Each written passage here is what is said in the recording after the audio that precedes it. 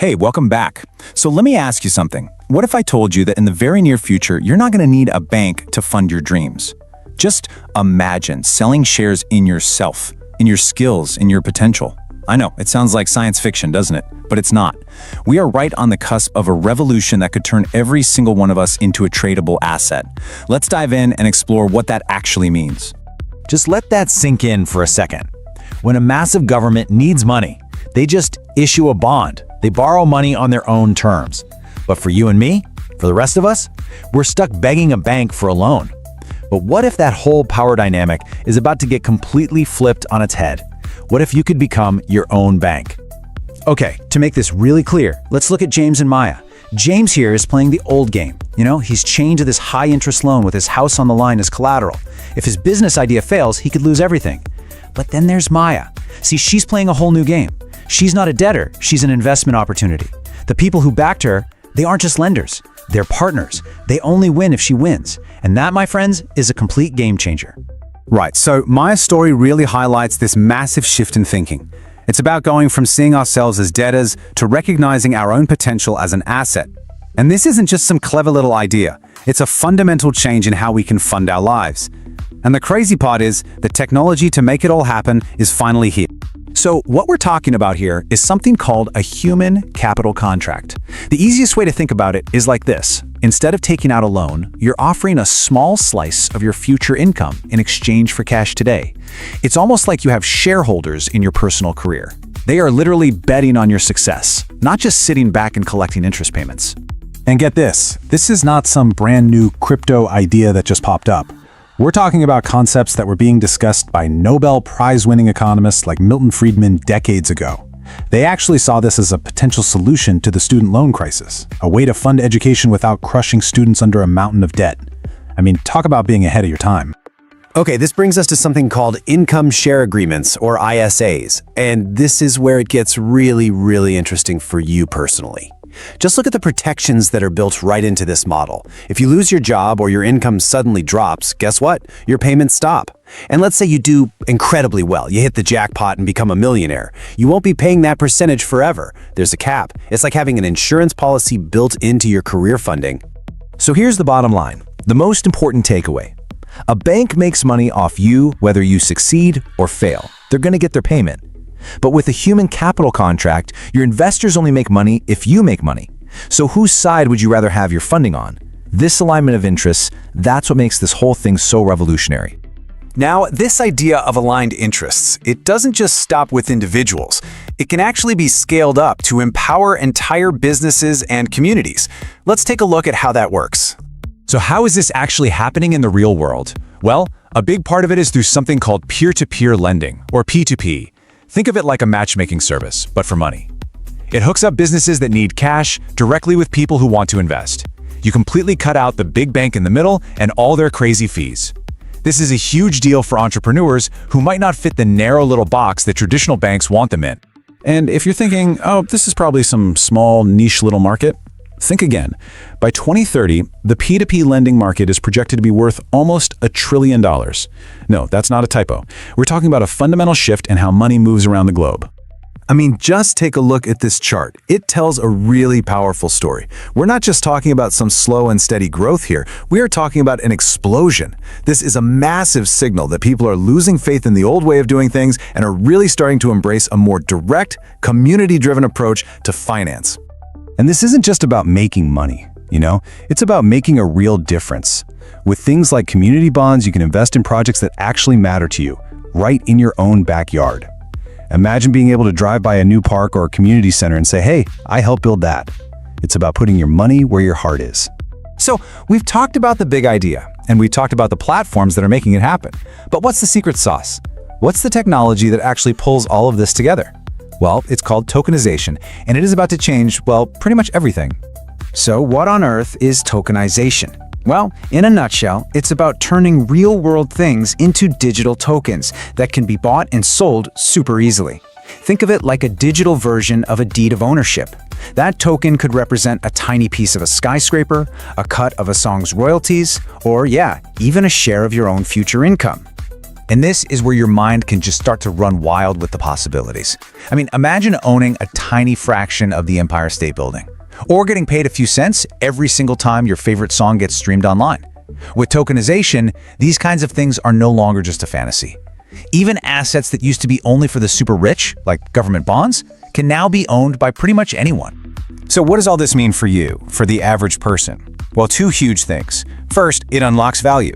Things that were always really hard to sell, like a piece of art or a stake in a small family business, now they can be traded easily. And second, it levels the playing field.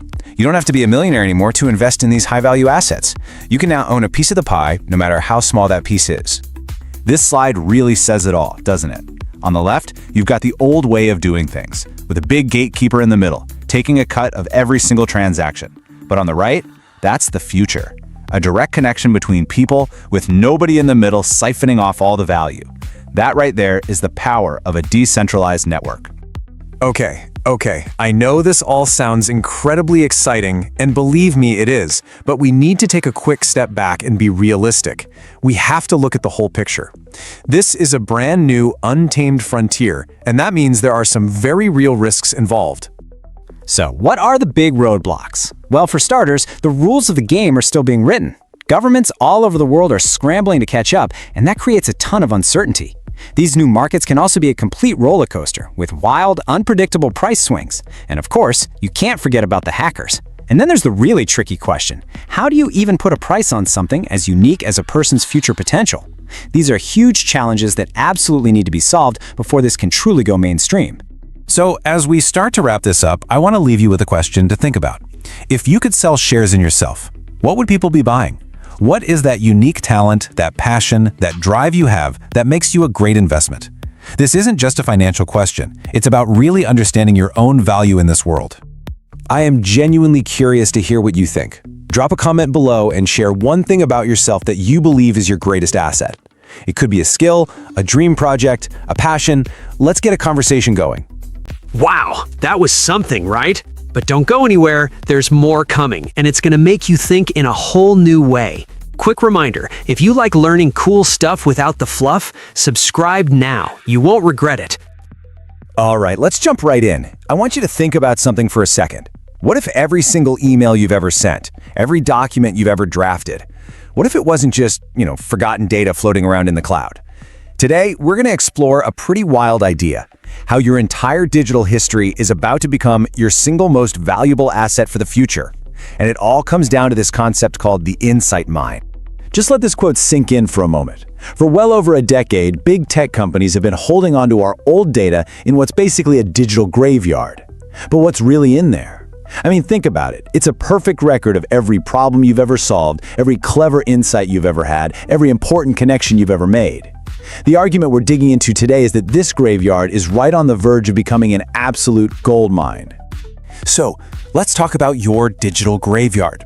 For years, maybe a decade or more, every single project, every client email, every brilliant solution you came up with has been sitting on servers owned by somebody else.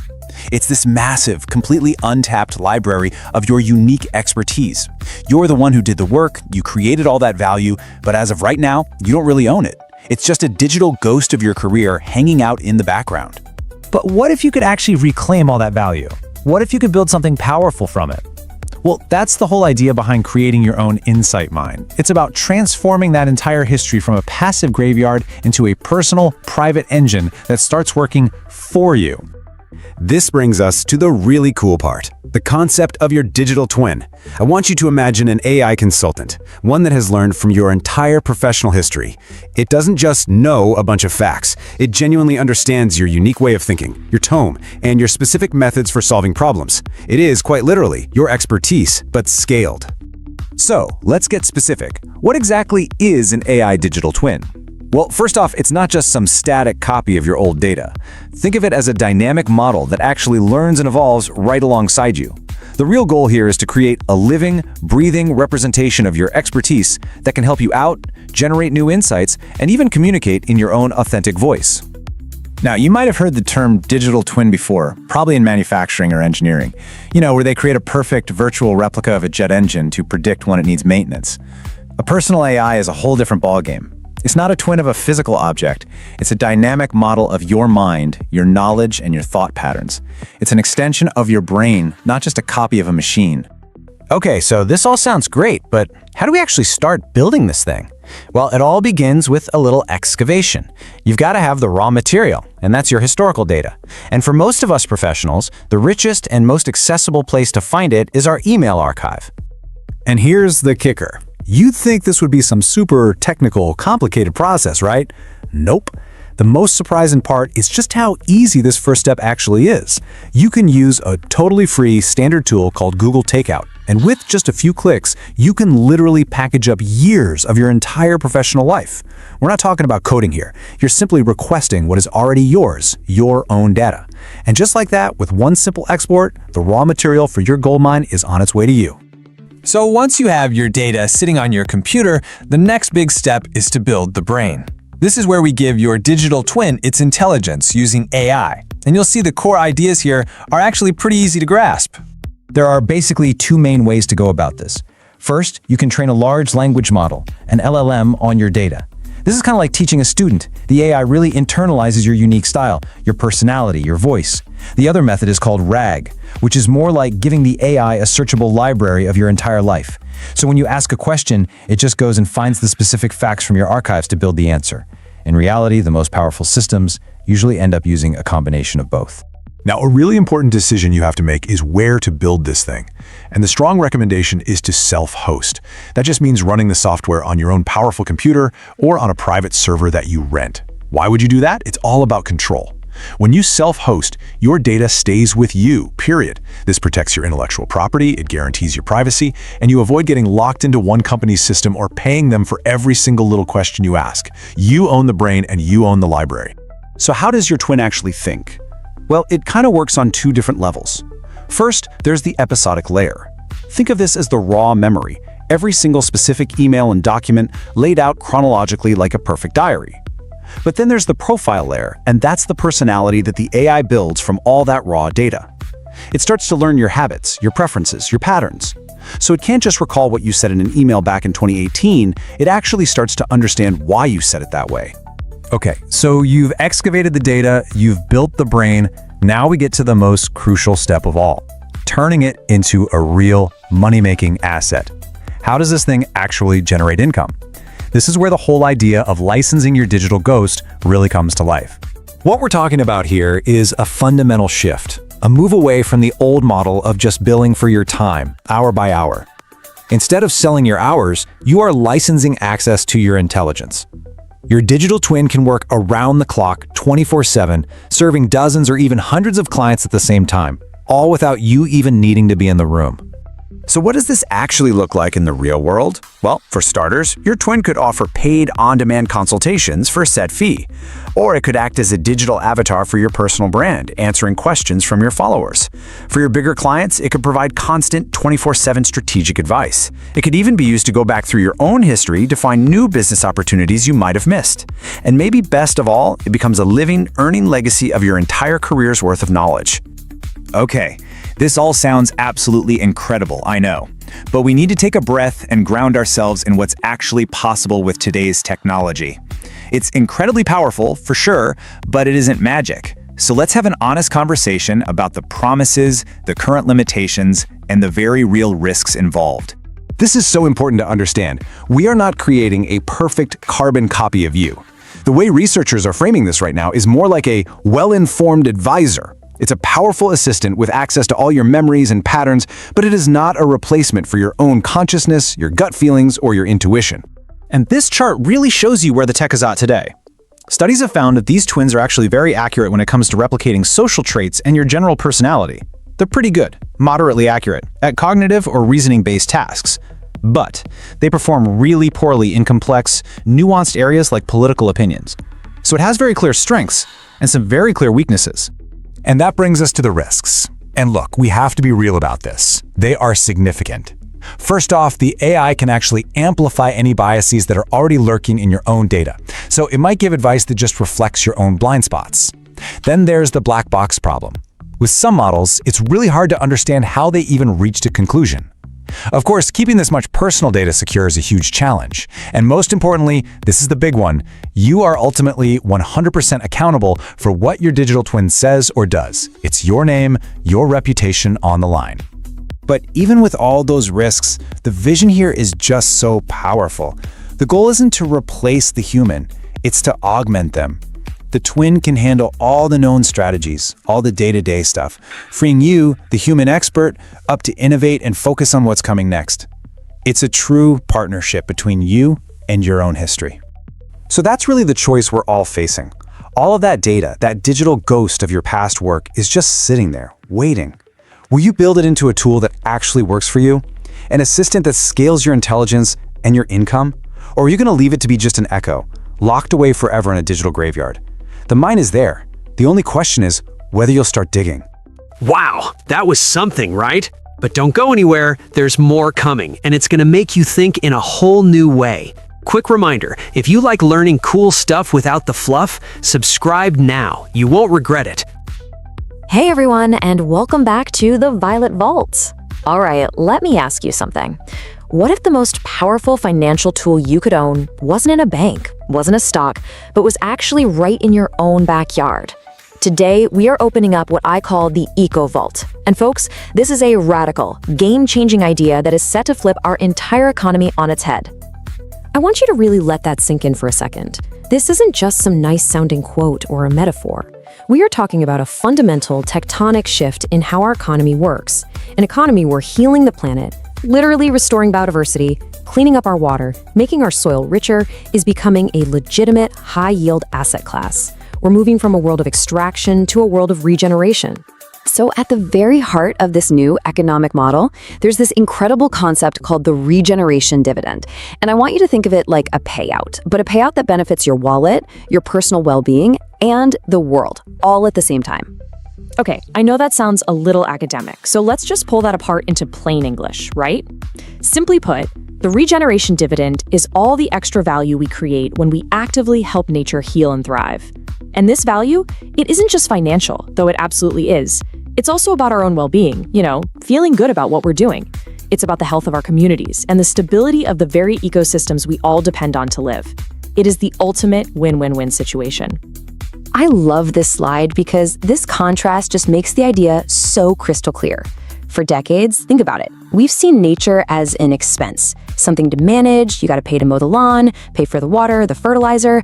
But now we're starting to realize that a healthy, thriving ecosystem, even a tiny one, generates real, tangible, measurable value that you can actually get paid for. So why? Why is this massive shift happening right now? Well, it's because our very definition of what value even means is getting a major upgrade. We're finally moving away from a purely extractive mindset and embracing a much healthier, restorative one.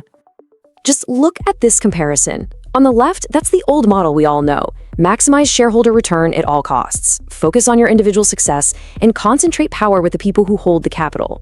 But on the right, that's the new model. It's about increasing the wealth and well-being of the entire community, understanding that we're all part of these interconnected ecosystems, sharing power and valuing community knowledge just as much as we value financial data. It's a huge change. And this right here is a massive driver of this new economy. The emotional dividend. It's that amazing feeling of purpose and satisfaction you get from knowing you're doing good in the world. People are now actively looking for investments that don't just grow their bank account, but that actually align with their values. Investments that give them a real sense of contributing to something bigger than themselves. Okay, this is where it gets really, really interesting and practical. We've talked about the what and the why. So now, let's dive into the how. How do you actually turn nature into a financial asset? Let's break it down. Right, this is the million-dollar question, isn't it?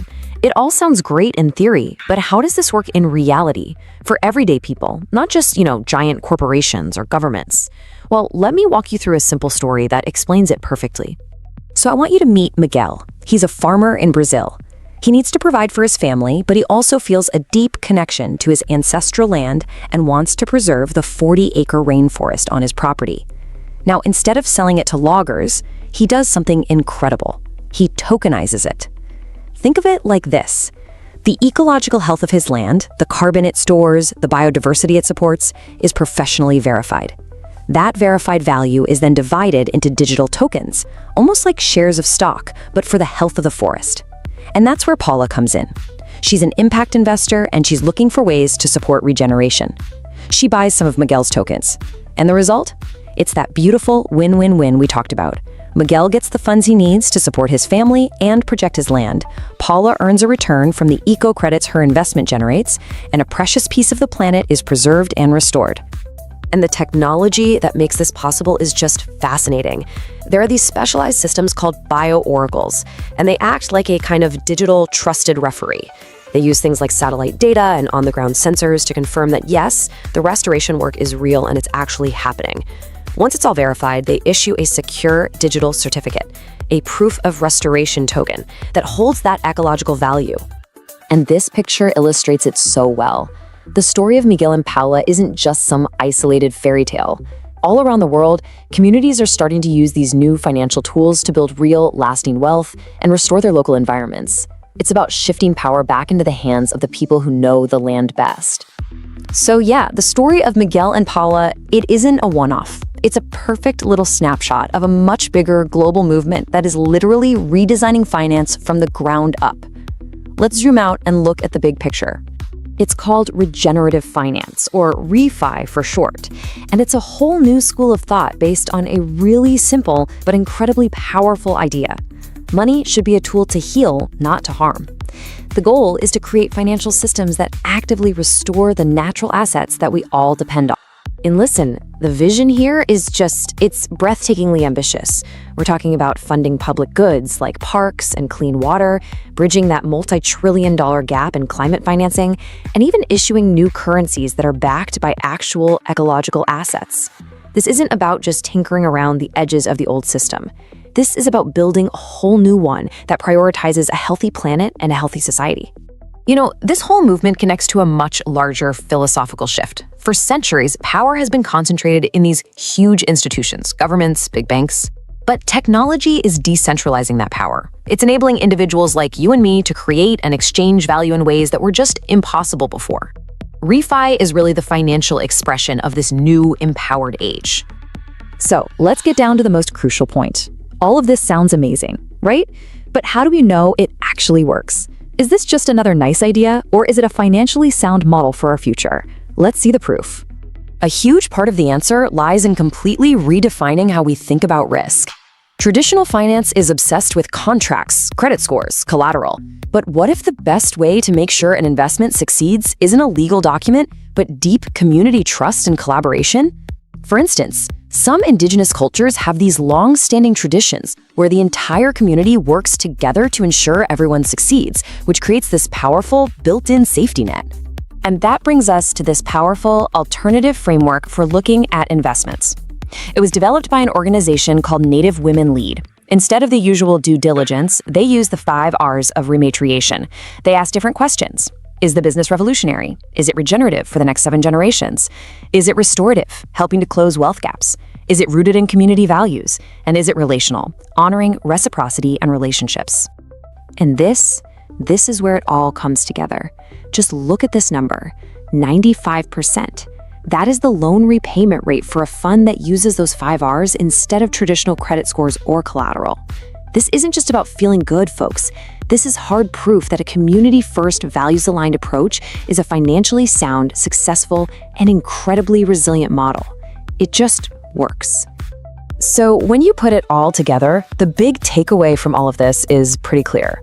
We are right in the middle of a truly historic transition.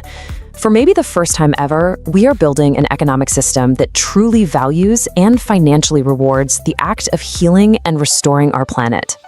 And that leaves us with a final and I think really powerful question to think about. Whether it's in your own backyard, your local community, or even in your investment portfolio, what regeneration dividend could you create? What hidden value is just waiting to be unlocked right where you are? I would genuinely love to hear your ideas on this. Drop them in the comments below. What are you thinking? What's one small step, maybe the first step, you could take after watching this? Thank you so much for joining me today. Keep learning, keep growing, and I'll see you in the next one. Thank you for spending time with us here at the Violet Vault. Don't forget to like, subscribe, and drop your thoughts in the comments below. I'd love to hear from you. Until next time, stay focused and keep growing.